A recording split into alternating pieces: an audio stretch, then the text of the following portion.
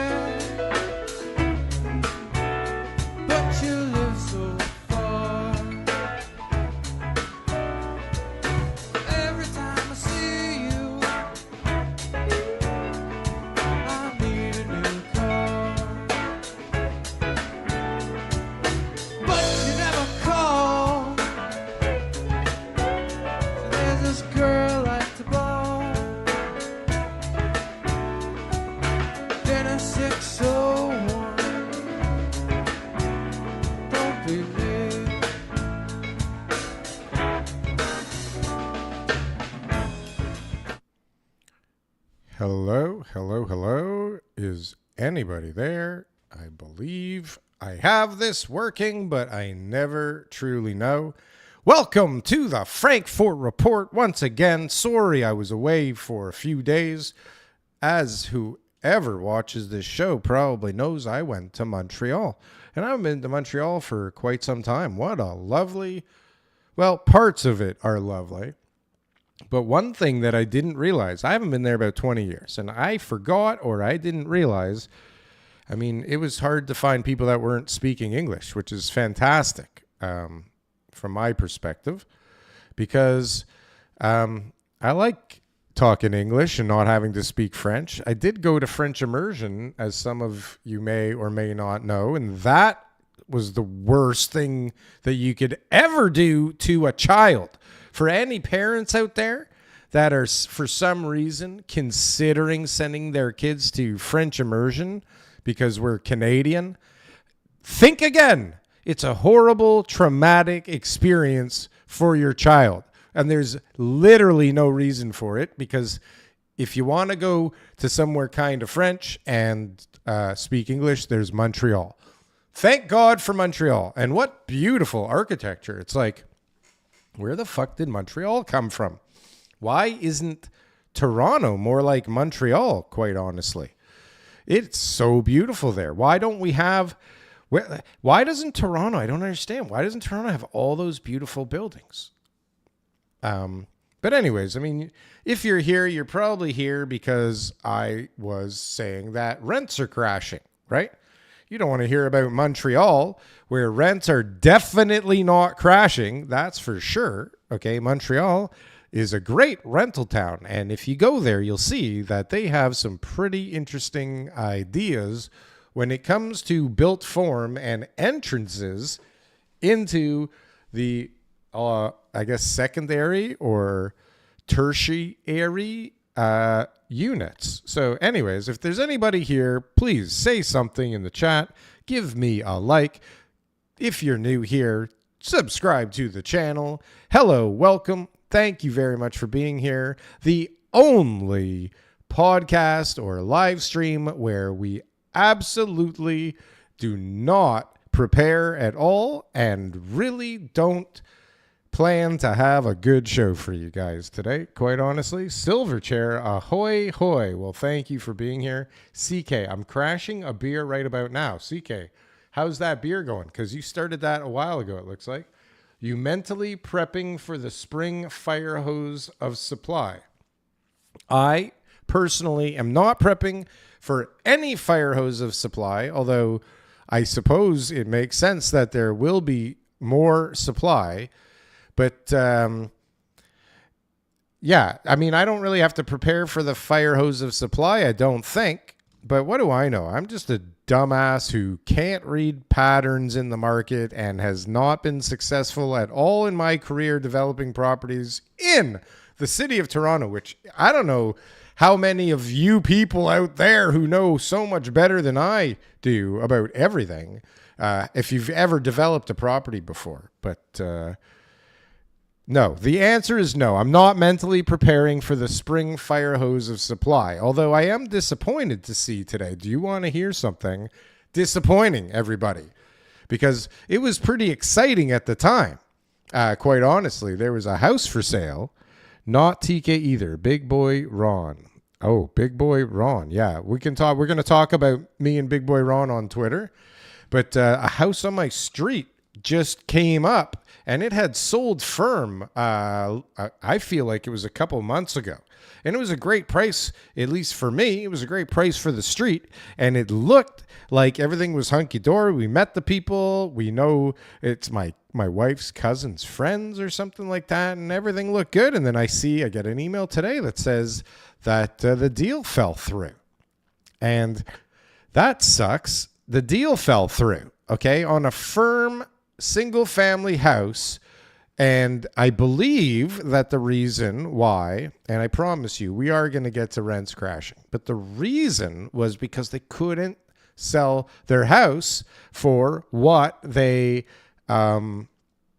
needed, I suppose, or they couldn't sell their house at all. And they couldn't go through with the purchase of the next house, which the next house, if you watch the Canadian Real Estate Show, you will have heard me talk about this situation where, unfortunately, in a down market, these people had made the cardinal sin of purchasing, and they had bought the next place before they had secured a sale on the current place. And when the whole point is, you know what, things aren't going so good, and I think it's time to, batten down the hatches and do what we can to keep this kind of lifestyle, but reduce our expenses, right? Because I don't know what happened, but I mean, that's the mode that they were in. And, they couldn't sell their house. So what do you do? What do you do? And then I don't even know what happens when that comes on the market and it says deal fell through. I mean, that can't be good. Can that be good? That cannot be good. So the street is disappointed, I'm sure, if anybody else is paying attention, because, that brought the value up again because it was a good number and we were happy with that number and we liked that number. And it was more than we paid for our house over here. And we like that because we bought at not the best time in the world, not the worst time in the world. But yeah, so anyways, that's kind of a weird thing to see. A firm deal, residential, and it comes up as deal fell through. Yikes. And it's a weird market. It is a weird market because I'll tell you, some people are booming and they're on fire and they're selling stuff. And some people are getting decimated and they can't close on their new condo or they can't sell a house for what they need. And they, have to fall out of a deal and they're maybe going to get sued and all kinds of stuff. And again, I know you're here because you want to talk about rents crashing, and we should talk about rents crashing. I don't even know if rents crashing is a real thing. And this is where I think perspective might come in. Do we want to talk about rents crashing now? I guess it's a good time to talk about rents crashing. I mean, it is in the title. Rents crashing. Did I talk about anything yet, actually? Was there anything there? I see that there's a few people here for some weird reason watching the show, and I'd like to ask you to hit a button. Ideally not like one that brings up another video and ends this one, but one of the buttons that you think might help me get to more people because, talking to one other person is not fun. Anyways, so we have a disagreement out there in the market because there seems to be a narrative. And there's always a narrative, but there seems to be a narrative out there that rents are crashing. And if they're not crashing, they're about to crash. And rents are coming down and rents. Rents are crashing all over the place. And holy Jesus. But I don't think that that's entirely true. I don't think that rents are crashing all over the place.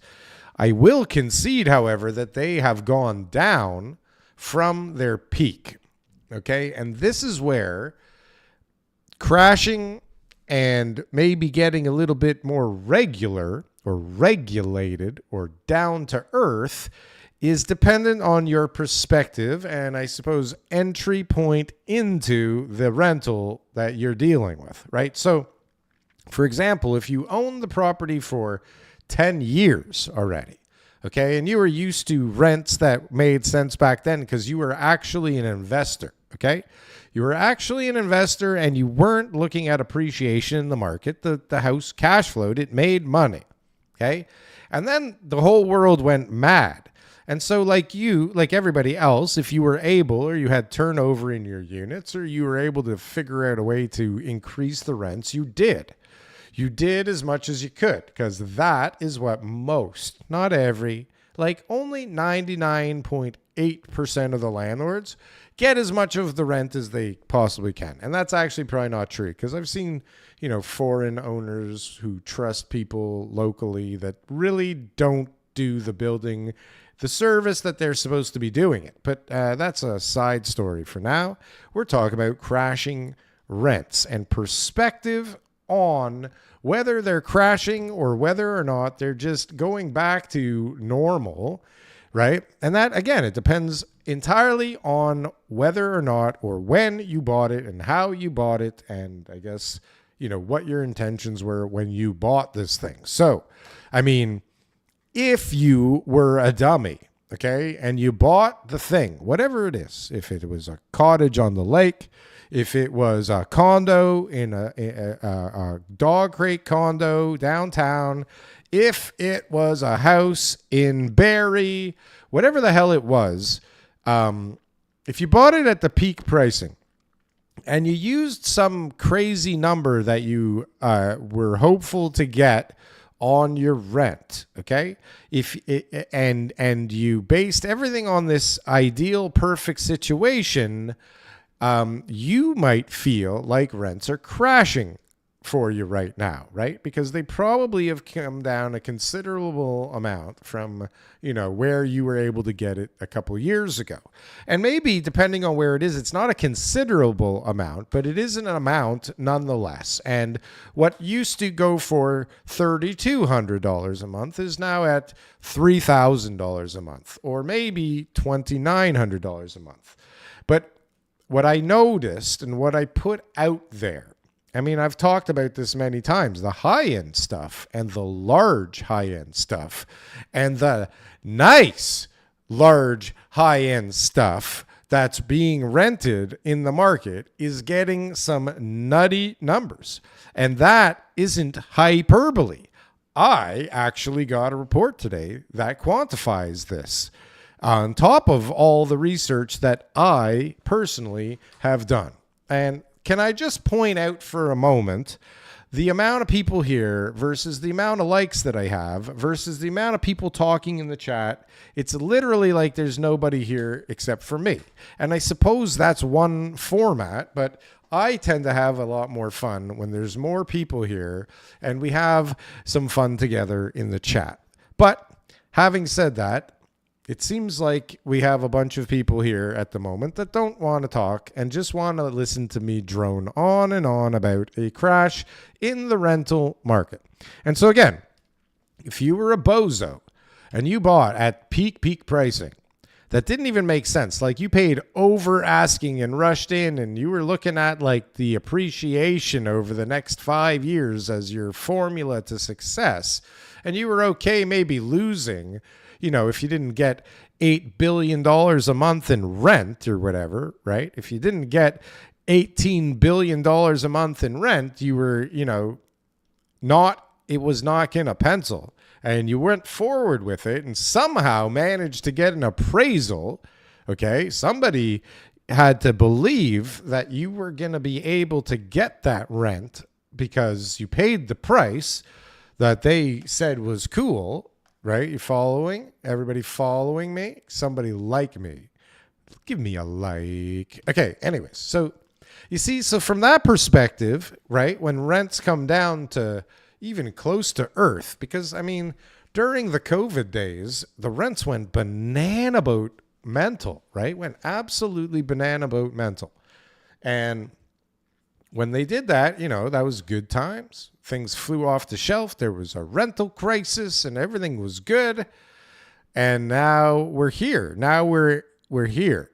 And so where rents are coming back down to like some kind of reasonable level, and they'll find their level, and where certain products command more demand and certainly more dollars for their occupancy, I don't think we really have a crash, but we have people that want a crash really badly. Like they want to crash in condos, they want to crash in rents, they want to crash in ownership.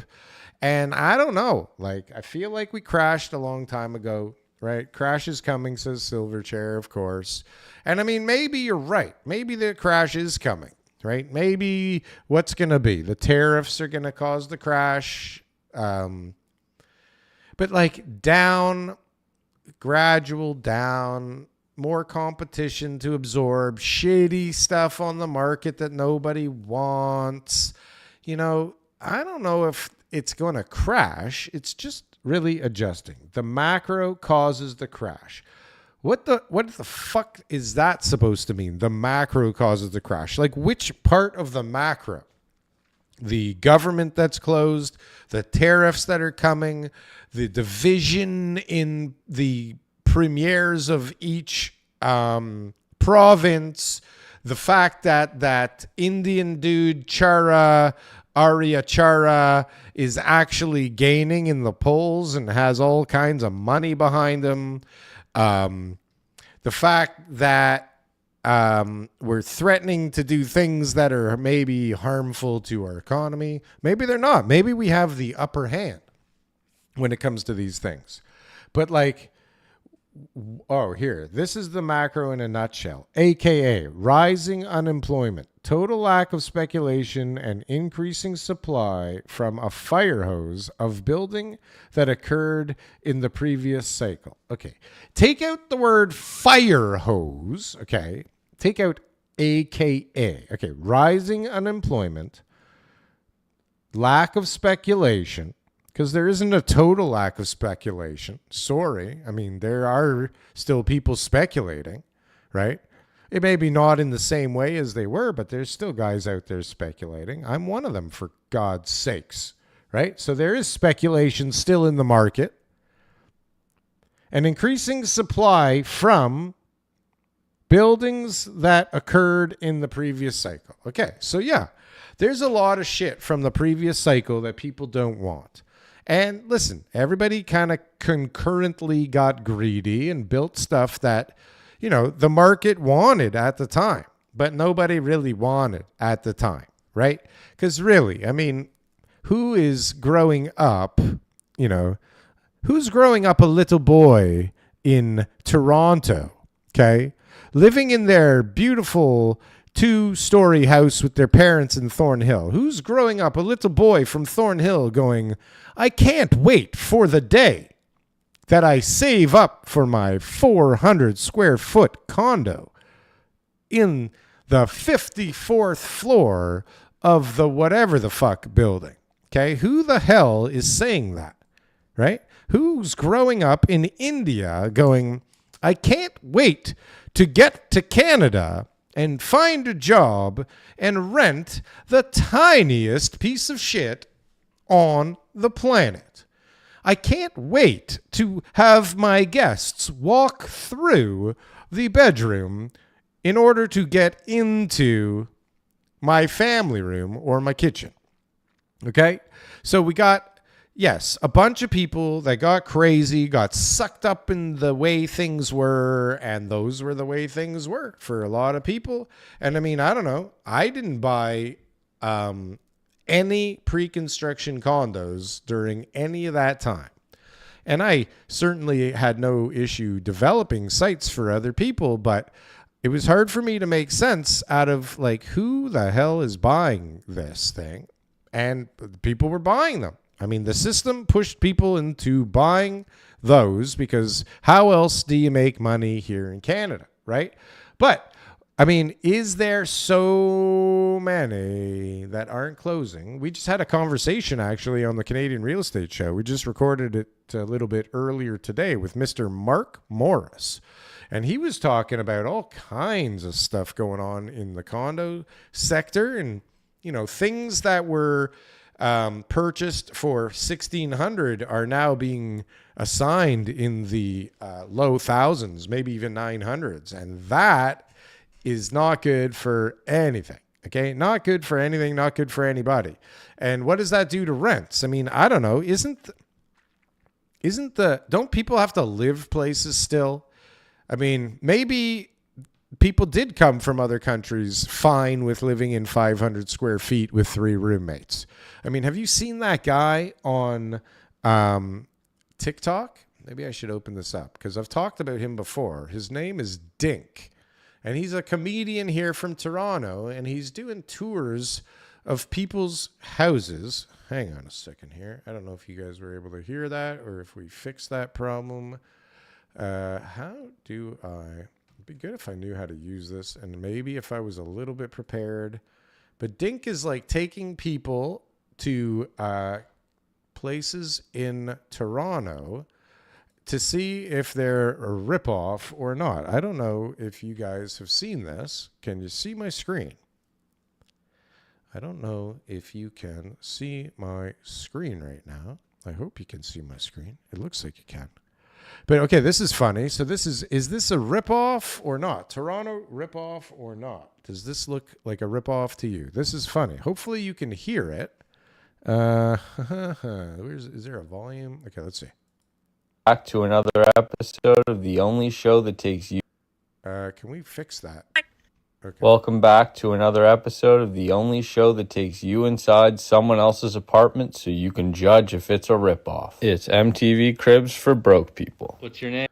Okay, so I think what probably started off as a comedic stunt gained traction for this guy. And I mean, it should have because it's friggin' hilarious. But when you see how people are living and what they're paying for, I mean... How do we see this as crashing is really what we're trying to get to the bottom of. But this is a kind of, I don't know if this is typical, but. Your name? Hoosie. Hoosie, how much do you pay for rent? $10.50. Hoosie's bedroom. $10.50. And just in case you can't tell, and hopefully the editor's got this zoomed in, but like, check out what this is all made of, okay? Door was made... it was like a closet door because his walls were made out of 1-inch thick plywood and it did not seem structurally sound. Like there's... Okay, I don't know how to rewind this thing right now, which is quite unfortunate for all of us. But if you were able to see, maybe the editor can rewind it or something. But like the wall was wobbling. Okay, the wall was wobbling, and this guy. Okay, first of all. It's not 1-inch plywood. It's like 1/8 of an inch, like hardboard. It's like how they make really cheap, shitty doors. And there's, multiple sides in a frame on one of those. So this is literally like what we would cover floors with when we just installed floors. Definitely not a wall. There's no way he can't hear every single thing his roommates do in here. How many roommates do you have? So I got one Mexican guy and then one couple, so that's 3. One Mexican guy and one couple. An interesting way of describing your roommates. In total. The living room doesn't have a TV, which is good because it's right.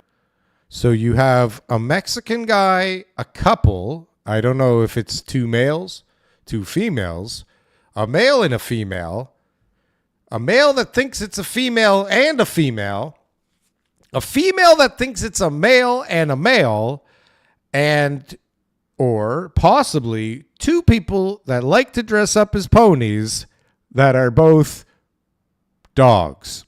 Anyways, so he's got a Mexican dude, 2 other weirdos, and him. 4 people living in this place. He's paying $10.50 a month for cardboard walls and use of the rest of the place. Beside Hoosie's makeshift bedroom. Some dishes were questionable and the microwave placement was too. There's his wall and some more room. If you turn this door handle, you get out on the balcony. What this apartment lacks in actual walls, it almost makes up for in views. Washroom check. I did accidentally clog his toilet. Afterwards, Hoosie took me up to his roof. He told me he always takes a girl up to his roof before showing them his actual bedroom so they can see his amazing. Okay.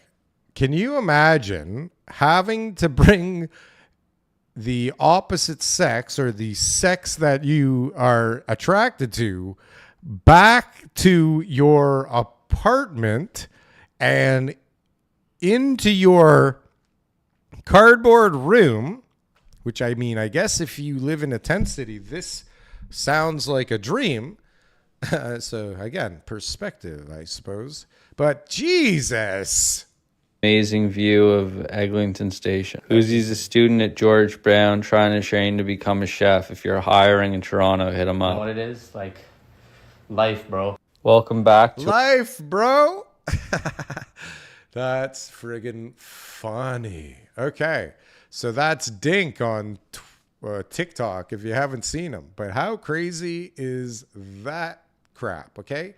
So I don't know how many square feet the room was, but it didn't look very big, and it was $10.50 a month. And then the Mexican guy, I mean, what's his deal? Does the Mexican guy get the couch? I'm not trying to be derogatory or racist or whatever, but like the couple isn't getting a couch for sure. Is there a couch? I don't know. I'd have to go back and watch that again to see if there's a couch. But okay, so $10.50 plus whatever the Mexican guy's paying. Can we assume he's at least paying $10.50? Like maybe even more? And then the couple, I mean, what kind of space are they in? They must be in the real bedroom. Okay, we're making this up on the fly, and hopefully you can follow along.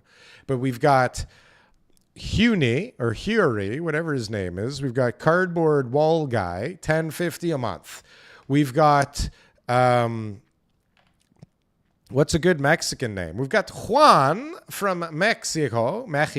We got Juan, who is paying in pesos because they're worth more than Canadian dollars these days. And so Juan is paying, I don't know what the exchange rate is, but let's just say for the couch, Juan is paying $500 a month. So they're at $15.50 with Juan and Huni. Okay. And they still have the other room.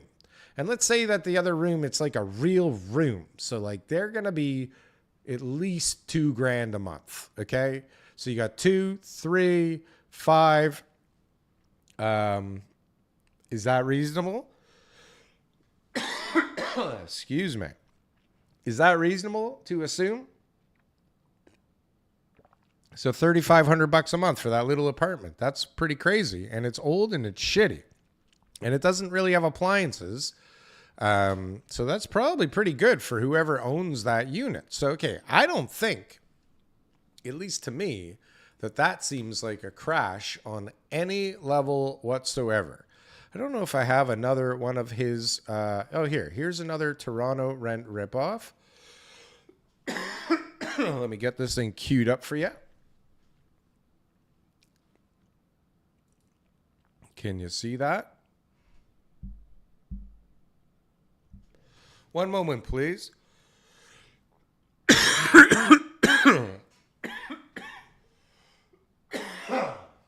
I've been coughing for like 5 weeks, everybody.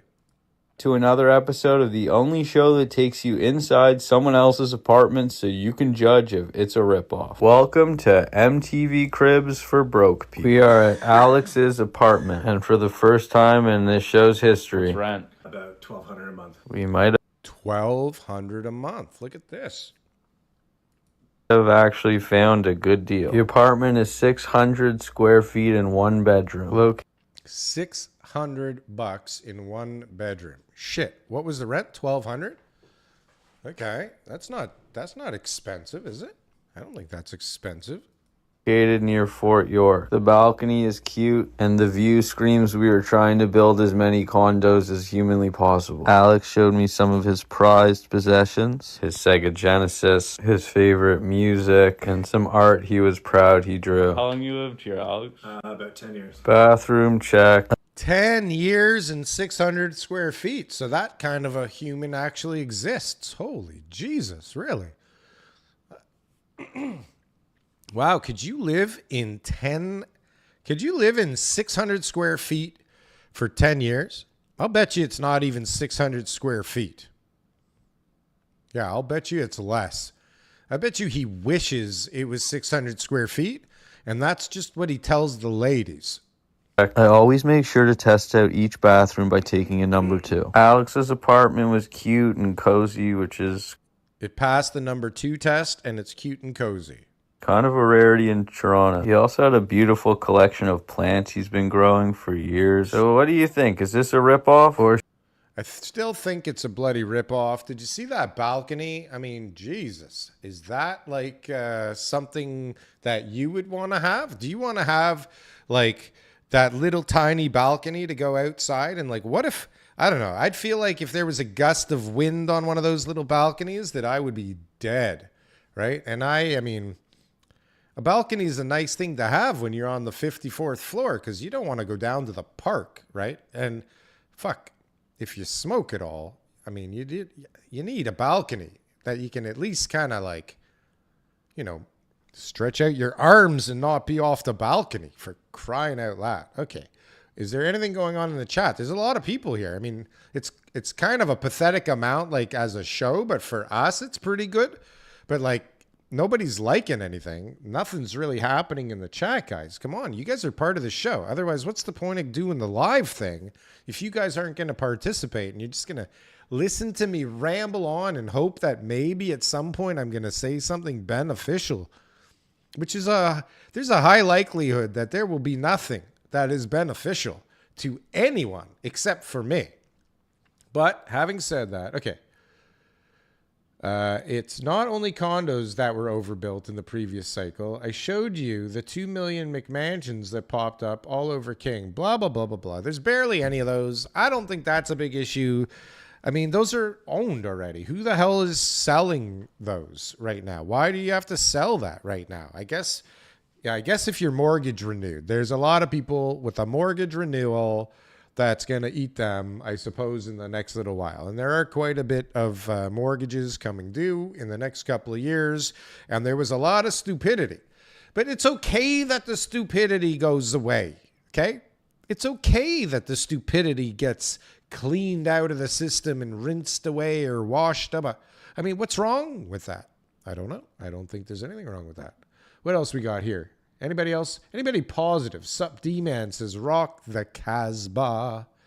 Great show with Market Mania. Thank you.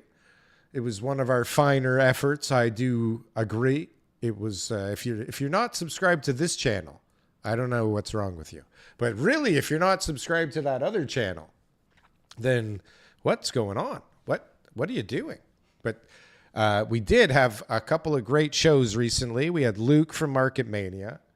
And we were trying to get for years. We finally got John Flynn, and that was a good time. We had a lot of fun. Today we spoke to Mark Morris, who's always a hoot.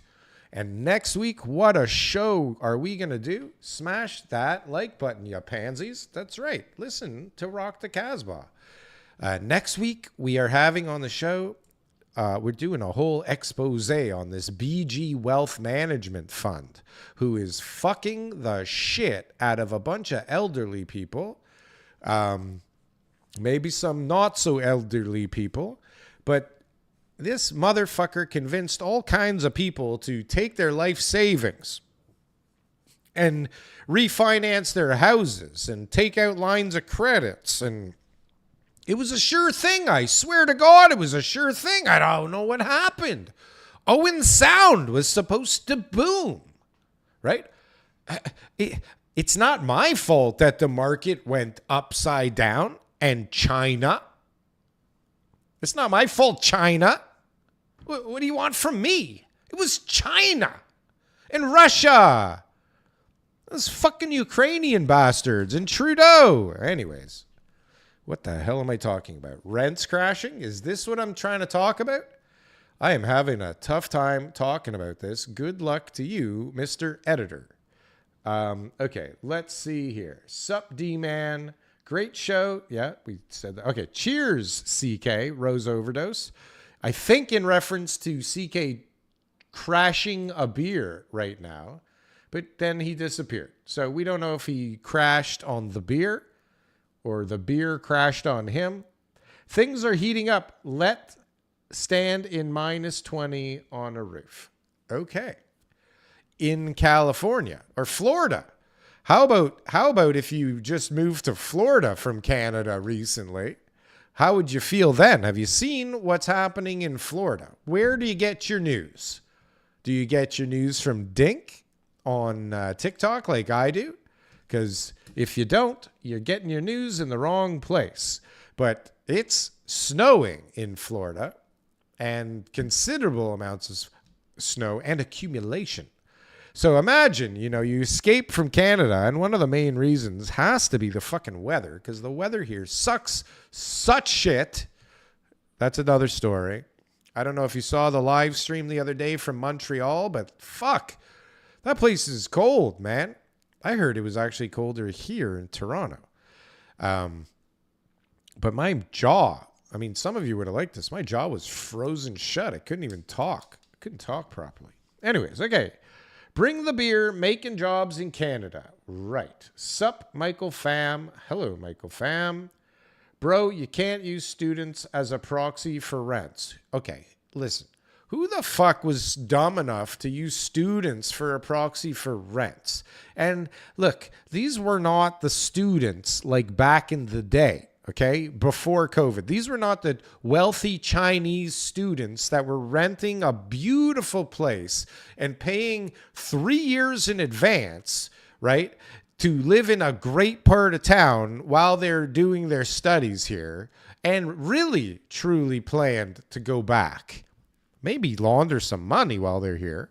But at one point in time, there was a bunch of Chinese kids that really were just here to get a better education than they could back home. I think that's true. I'm pretty sure I remember this, okay? Now, the people that came in to learn here, really? Did you really come here to learn? Did you really come here with the intention to learn something and then go back home and create a better life with your Canadian education and knowledge? Did you plan to be a productive member of society at all? It doesn't seem like it from my perspective. Okay, anyways. We're not using anybody even appealing to students, okay? Like, I don't even get that whole thing, personally. It's like we just saw from Dink. There's like, you cram 5 people in what used to be a 2-bedroom, right? And you have a shared kitchen and, you charge everybody by the bed or whatever the fuck. And next thing you know, your return on investment is like where it needs to be again. But yeah, if you were one of those people and you catered to students and this was your business model and you also catered to the shitty ones without the money and without, even plans to really go to school, well, then fuck you. And this is what you get. Okay? And same with you assholes that bought 1 million condos thinking you're going to flip them and make a bunch of money. Fuck you too. And the people that, I don't blame the developers, quite honestly. I mean, not just because I am one. This is what the market dictated needed to happen. Okay? This is what everything led to in order to pencil projects. Okay? Otherwise, nothing would have got built. And most of the stuff has people living in it, right? Most of the people have people living in them. So, I mean, what are people supposed to do if they do want to get projects off the ground and build buildings and make a bunch of money? Huh? What are us evil developers supposed to do with our time, for God's sakes? What do you expect? What do you expect? Us to learn the oil business? Nobody teaches us anything around here. All we know is that you can make a lot of money in fucking real estate, right? Hit that like button. Hit that like button. But seriously, hit the like button. No, but seriously, I mean, the way to make money in Canada was real estate, or something that was attached to real estate in some way, shape, or form, right? And so, of course, things are going to get a little bit nutty. And especially if you make the rules so that you have to sell the thing 7 years in advance, 5 years in advance, I mean, that makes the level of difficulty harder, right? And if the market can change in that time, which, I mean, some of the buildings are a decade in the making, right? Some of the buildings, I mean, if you were a total putz and you sold so fucking early and you got caught in, I mean, listen, things happen. Anyways, rents are not crashing. Rents are lowering, and it depends on your perspective. It depends on your situation. It depends on your entry into the market. It depends on your financing arrangements. It depends on your equity situation. But if you were dumb enough to buy it at peak and to think that you could rely on the highest fucking rents of all time that just went up 80 million % in 3 years, then, I mean, what do you think? What are you thinking? Who's thinking with you? Who's thinking for you? What is going on in your melon, right? Like I was saying, I mean, I never bought a pre-construction condo, and I was in the business. I got invited to every single pre-launch and friends and family, and here's the best deal. And next week, not even next week, it's like, it's Friday. If you buy today, it's this price. And guess what? When we launch on Saturday, tomorrow, the price is going to be this much. And it will be more tomorrow. And maybe by Sunday, it's going to be even more, right? And this was the environment. And people were like, oh, I'm going to make, I don't know, 20 grand this week by tomorrow. And then it's going to keep going up for 5 years because that's what Jin said, right? The pre-construction guy, or let's call him Juan, Pre-Con Juan. Pre-Con Juan's running around the town, shooting off his mouth, saying, oh, you can't lose. You can't lose. This is the #1 location in all of downtown Toronto, and you just can't lose. And not only is the pricing going to go up and the value going to go up year after year at a stupid rate because we have a housing crisis here, but the rents. And guess what, people? I don't know if you've noticed. I don't know if you are able to tell. But you can't trust anybody these days. You can't trust a goddamn person out there at all. And so what are you doing spending so much of your hard-earned money buying shit to just flip to the next guy that you don't understand at all, and then you want to look around and go, China? Right? Like, what are you doing? Okay, so some people get what they deserve, just like me back in 2008 or 2009, and I really should know this, right? But I got what I deserved because I should not have been doing what I was doing, okay? I was so leveraged. I owned 2 friggin' big mansions in the Bridle Path area, and I had none of my own equity in these things.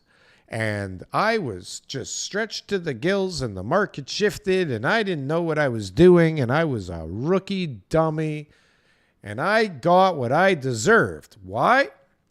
Because I jumped in, and I listened to the wrong people, and I got fucked, okay?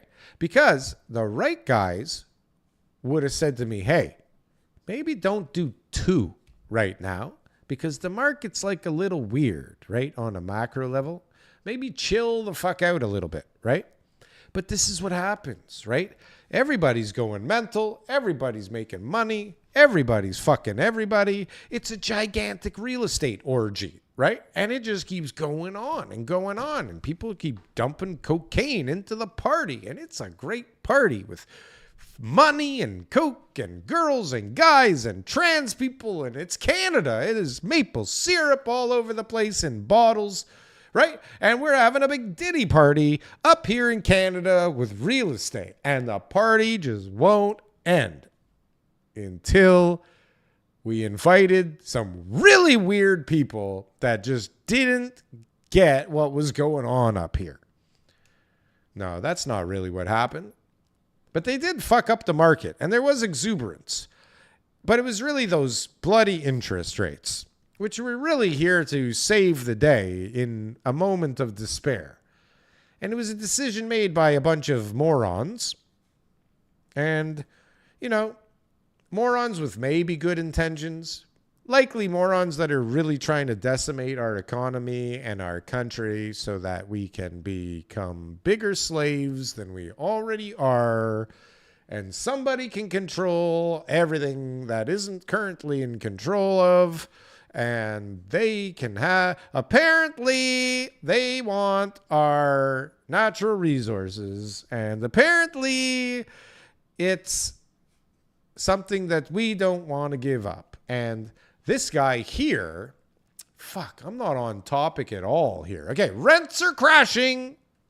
Rents are crashing, but they're not. They're lowering. They're crashing if you were a dummy. Okay, just like condos that were purchased if you were a dummy. But if you weren't a dummy and you avoided the mayhem, I mean, maybe you don't even know what the fuck is going on right now. But so I posted something on Twitter yesterday that some of you may or may not have seen. And that's not the point.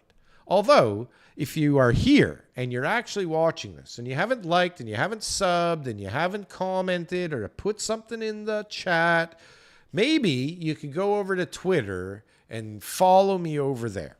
Or maybe you can go to the Canadian Real Estate Show, where I'm not the only moron on the screen talking, and follow me over there.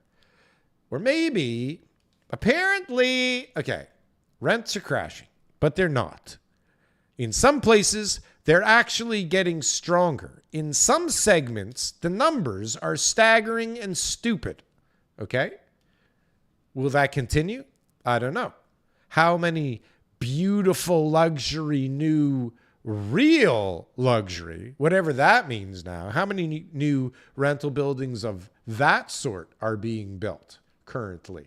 People, can you tell me? Can you tell me? I can tell you. None. They're all pretend. They're all luxury. But that's not luxury, right? And people are paying for it.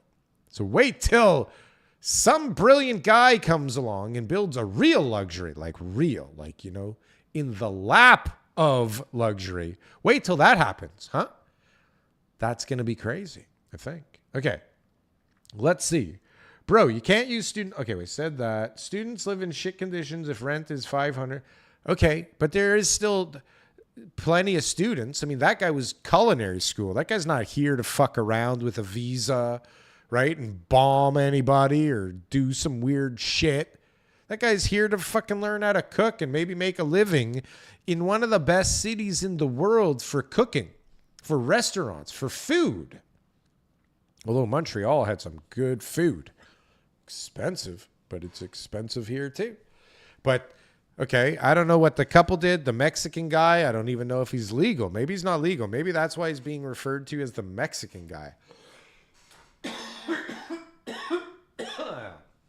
Pardon me. Sorry. Smash that like button, you pansies, please.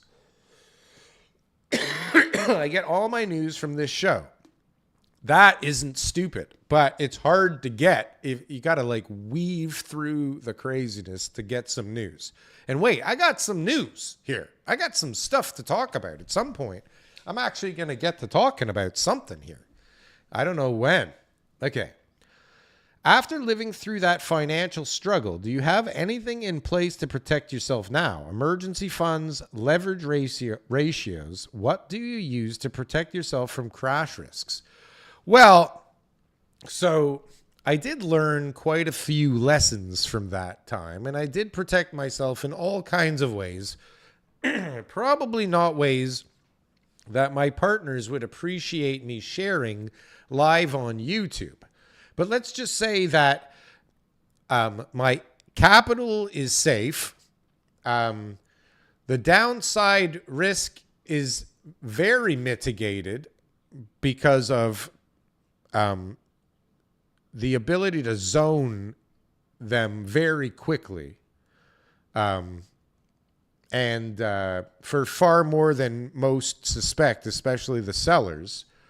And I've talked about this many times before, is that, you know, when you put an assembly together or you put an application in, you're increasing value. So each thing that you do along the way, if there's downward pressure in the market, right, there's other things you can do to combat that downward pressure. And in a lot of cases, depending on how brilliant you are, and if you're this level of brilliant, you can really push through any of that downside. And then if you do what people really want in a place that people really want it, you know, and in a way where there's very few available, you know, you can do some interesting things with money, with financing, with partnerships.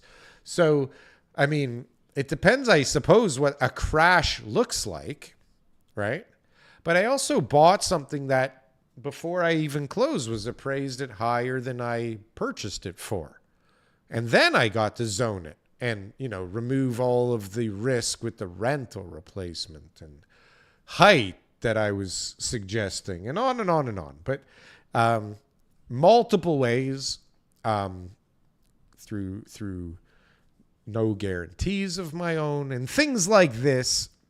I'd be happy to share maybe in a more private setting. But yes, I learned a lot of lessons and I have protected myself and my family considerably. There is also a war chest that is there in case of rainy days that can last a considerable amount of time, thank God, in very safe liquid investments, waiting for other opportunities. Okay. Ha, ha, ha. Silverchair. Culinary school. Okay, hold on a sec. I'd be happy to come on and at some point and share my experience as a tradesman about the abysmal state of construction in Ontario.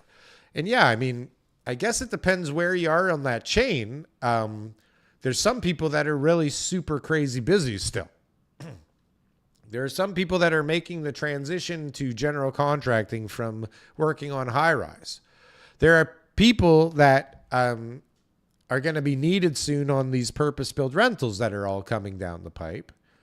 But yeah, I'm sure some people are really fucked in Ontario right now, especially if you were on a job that finished and your boss wasn't able to get anything lined up, or you, as the boss, were not able to get anything else lined up because maybe you're too busy or you weren't forward thinking enough or you're just a dumbass or who knows. But I mean, not only... I don't know what you mean by abysmal, because I mean, I've had some work done and I've worked with some people, okay?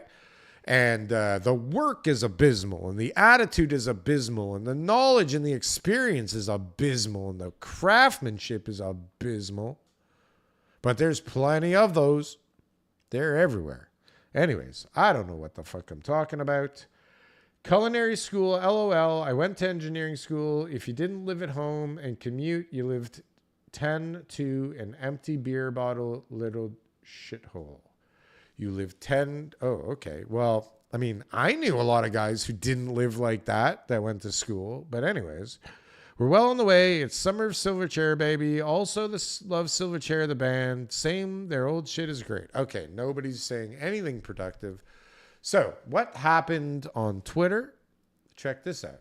Because I didn't think I was saying anything crazy, but apparently,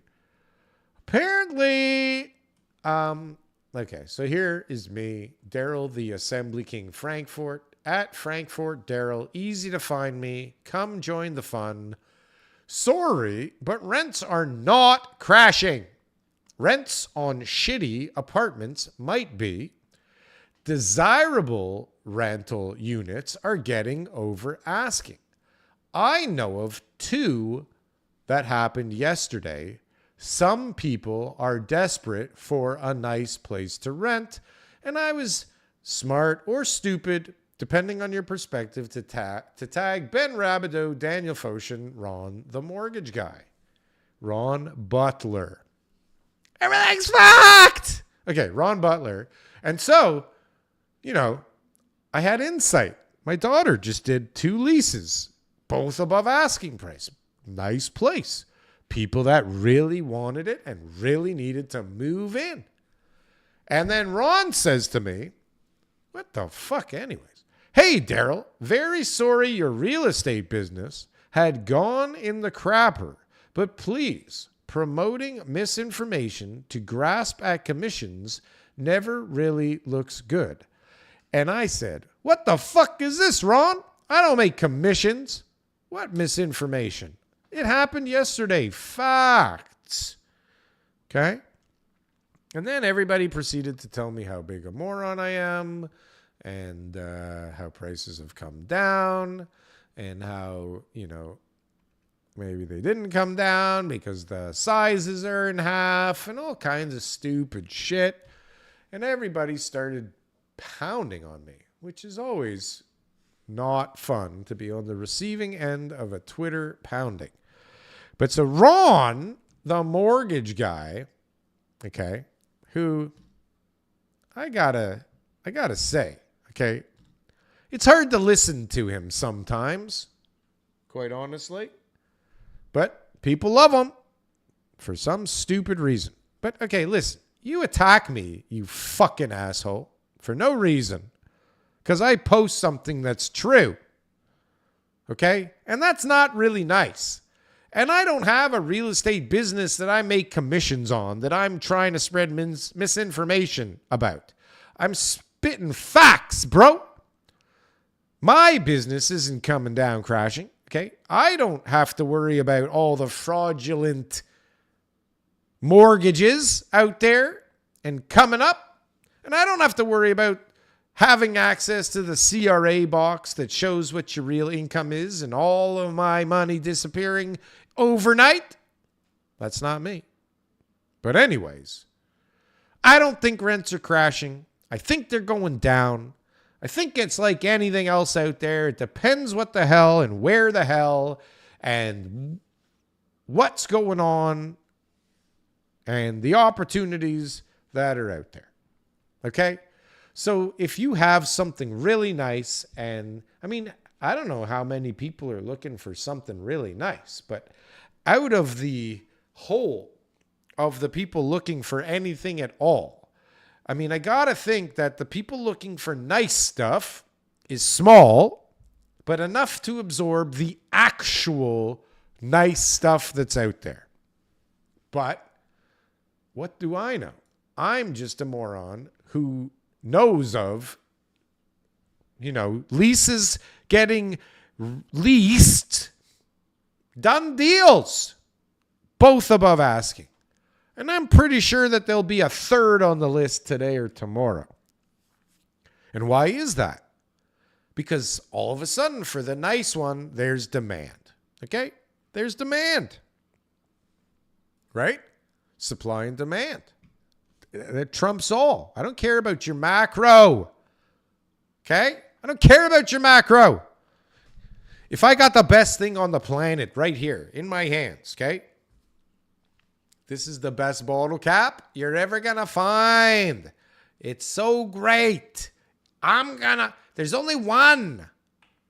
Okay? the scarcity. If this was actually great and unique, I mean, you understand the point I'm trying to make, but certainly that's a piece of shit and you should not buy it for nothing. But you understand what I'm saying here, people? Do you understand? Okay? Some rents, just like some prices, are going down.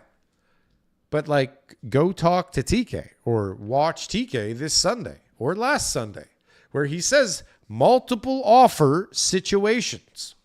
Okay? Multiple offer situations.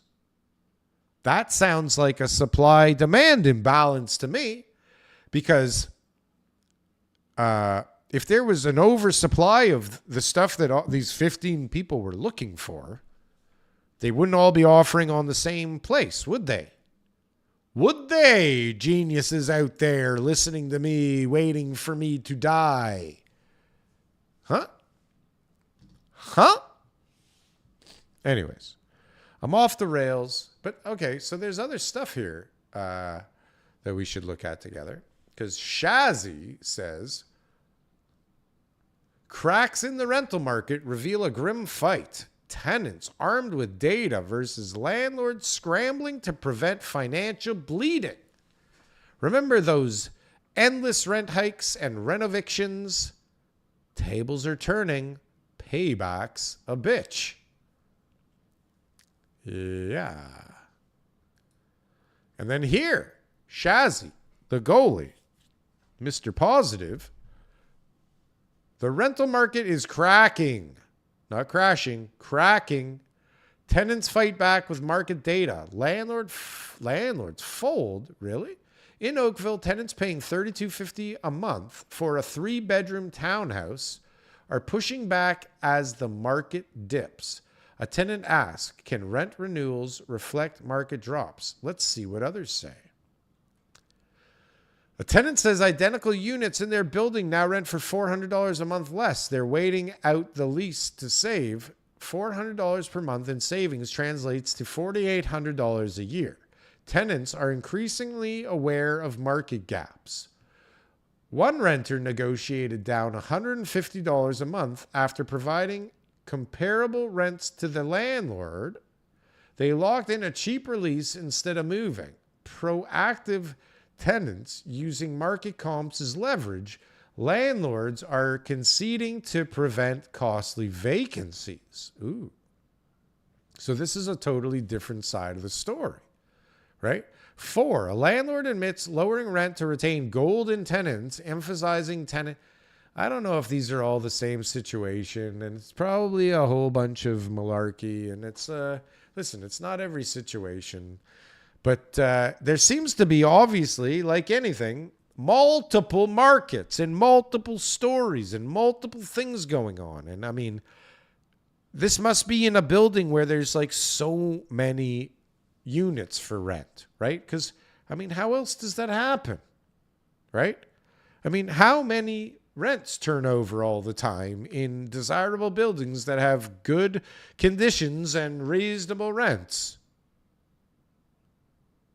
Like, people don't just jump around like Mexican jumping beans. Speaking of which, hit the like, make a comment. Somebody make a comment. Okay, you missed the beef. Yes, you did. Not much of a beef. Ron versus Darryl. Get him, Darryl. Listen, this is David and Goliath stuff here. I can't beat Ron Butler. He'll just block me, and that's the end of me. And that's the end of that. And I don't really care, okay? I don't care. But, like, it was unwarranted and stupid. And maybe he's looking in a mirror, is all I'm saying, okay? Studio rent up 8%, and 1-beds are up 2% here in Victoria. And I'm telling you, desirable stuff, it's going up, but you got to deal with it. Desirable. And everybody has developers, not everybody, and not all developers. Because listen, I don't know if you've seen the apartments in New York, but the apartments in New York, a lot of them are friggin' tiny. Right? A lot of them are really, really tiny. And people rent them all the time because they want to live in New York, and that's the only way that they can live in New York. Like, you must have seen a video, 300 square foot studio, your bed's on top of the bathroom, you know, in some weird bachelor, You know, you can only open your window an inch to get some air, and your closet is also your bathroom. Okay?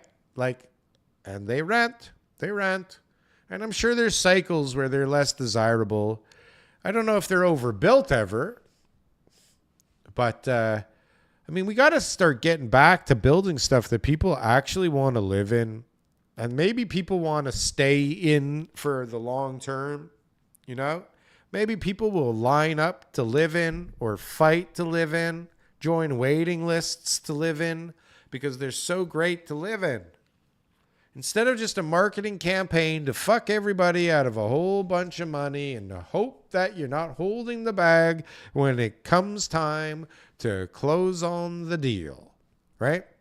And I don't know. Did we get anywhere with the rentals crashing? I don't think so. Do we want to talk about anything else? I don't think so. I'm tired. I just got back from vacation. Is there anything else that anybody else here wants to talk about? I got a little bit of Doug Ford bullshit here about the snap election, but I mean, do we want to talk about politics now? I feel like we don't. Great show, D-Man. Thanks, Rock the Casbah. Appreciate that. Thanks for being here again. Everybody that was here, thank you very much. Pass this on. Let people know that the best channel on earth gets no views once again. His $200 ain't gonna get me to vote for him. No. But he seems to think that calling an election now is better for him to gain more power, and he must think it's a lock. But we'll talk about that tomorrow, maybe the next day, or maybe the next day after that, when I have more time to prepare. This is supposed to be Monday through Friday. I missed a few days. I'm tired. Let me go. Just let me go. God damn it. God fucking damn it. God damn it.